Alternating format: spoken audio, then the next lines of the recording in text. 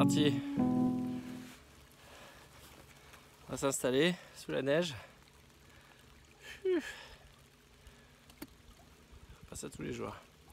Peut-être que si, je sais pas. Qu'est-ce qui est le mieux? Travailler au chaud ou pêcher sous la neige?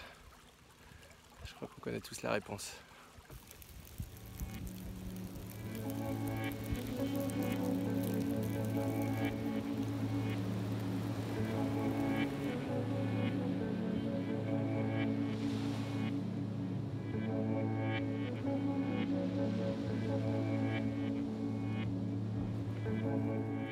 Ok, maintenant tout est en place. On écoute la neige tomber sur l'abri. Il fait froid. Quand je suis parti tout à l'heure, il faisait 3 degrés. Manu est installé un peu plus loin.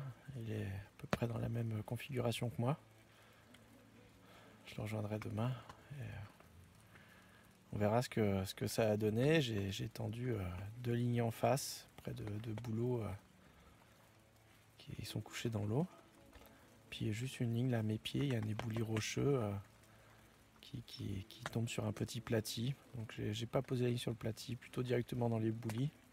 J'ai mis quelques bouillettes par là. On verra ce que ça donne. À demain pour le résultat. Je vais essayer de dormir.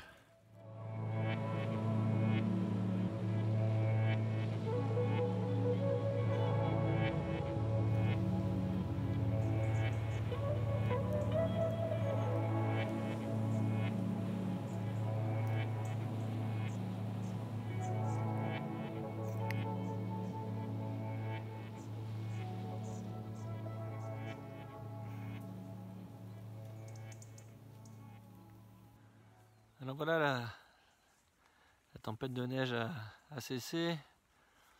Ça a même bien fondu. Il est 8 h du matin. Il me reste quelques heures de pêche, pas les plus mauvaises d'ailleurs. Donc je désespère pas, mais bon, la neige de cette nuit a rendu caduques mes efforts. Donc je n'ai pas encore eu de départ, mais encore une fois, rien n'est joué. Par contre, après, on va aller retrouver Manu qui, lui, a visiblement eu beaucoup plus de chance et qui a un beau poisson à nous montrer. Que dire maintenant des nouveaux K3, puisqu'on était là pour les tester. Cette certification IPX6, il y a peu de chances qu'un autre détecteur ait une certification plus élevée ou équivalente dans les années à venir. C'est vrai qu'il est complètement scellé. Et d'ailleurs, comme je le disais hier, il y avait de l'eau au fond du bateau, le détecteur a trempé dedans. Il n'y a pas eu de problème particulier. Non, c'est plutôt un bon détecteur. J'ai apprécié en particulier l'intuitivité de son fonctionnement. Je ne suis pas du genre à lire des notices, donc je ne l'ai tout simplement pas lu. Ça ne m'a pas empêché de comprendre les 4 niveaux sonores, les 4 niveaux de sensibilité. Donc ça, il n'y a pas eu de problème particulier. Pour ce qui est des autres fonctionnalités, j'avouerai que j'aime pas trop ce qui est gadget, donc il y a plein de choses qui me serviront pas, mais que peut-être d'autres pêcheurs apprécieront. C'est comme un petit peu les caoutchoucs de couleur pour personnaliser le détecteur. Bon, tout ça pour moi c'est complètement superflu. Donc ils resteront noirs. Par contre, j'ai bien apprécié sur la centrale d'abord le système magnétique qui fait que on peut accrocher cette centrale partout dans son bivy. On peut même transformer n'importe quel objet finalement en table de bivy. Je ne suis pas du genre à me trimballer avec une table de bivy, mais bon là, mon petit sac de bouillettes ou simplement ma boîte de pêche, ça sert de table de bivy magnétique pour ma centrale. Je peux la coller n'importe où contre la toile. L'antenne qui est incurvable peut se coincer sous une baleine de bivy. Et puis surtout, avec cette antenne, on a fait le test. La portée du K3 est vraiment exceptionnelle, puisqu'à travers les arbres, même par-delà la falaise, on continue à capter au-delà de 200 mètres, bien plus loin que l'autre système avec centrale que l'on utilisait aujourd'hui. J'ai bien aimé aussi, même si ça paraît gadget au début, eh bien, la lampe de bivy intégrée. Alors je n'utilise pas tellement la lampe de bivy en elle-même, mais il y a une fonctionnalité dans le K3 qui est vraiment intéressante. C'est que quand le détecteur émet un certain nombre de bips à la seconde, pas seulement un bip ou deux isolés par là, hein, c'est-à-dire un vrai départ, eh bien on peut faire s'allumer toute seule la centrale. Et c'est super pratique évidemment pour mettre ses chaussures en cas de départ violent.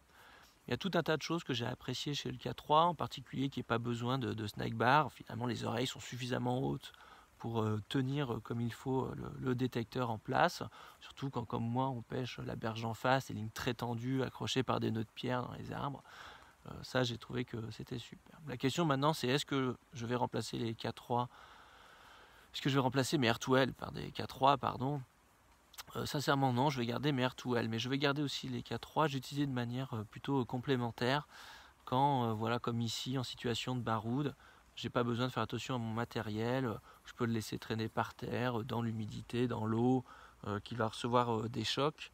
Là, je pense que le K3 sera pour moi tout indiqué, car c'est un détecteur qui est extrêmement compact, sans partie saillante, donc on peut pas casser les boutons, on peut pas l'abîmer, il n'y a rien qui peut être détérioré. Donc je pense que c'est l'utilisation que je vais en faire. En tout cas, c'est un très bon détecteur et je pense qu'il plaira pour des raisons diverses et variées. Pour des baroudeurs comme moi, pour sa simplicité, sa fiabilité, sa certification IPX6, et puis aussi pour d'autres pêcheurs, pour un ensemble de petites fonctionnalités qu'il ajoute et qui le rendent, c'est vrai, très agréable à utiliser. Et puis aussi son prix est beaucoup plus doux que celui d'un coffret de R2L. Donc je pense qu'il devrait pouvoir se faire une place dans le cœur des carpistes français et pas seulement anglais. Je sais que les Anglais l'apprécient déjà beaucoup. Voilà, on va aller rejoindre Manu, voir ce qu'il a à nous montrer.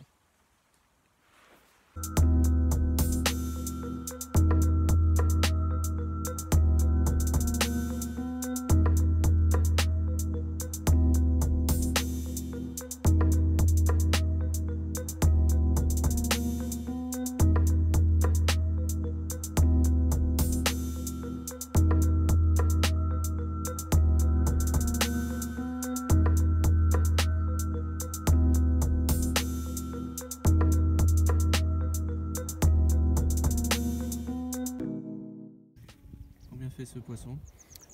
Numa a calculé qu'il faisait à peu près 15,5 kg, 15,8 kg par là. Un beau poisson, tout rond. On va vous montrer ça.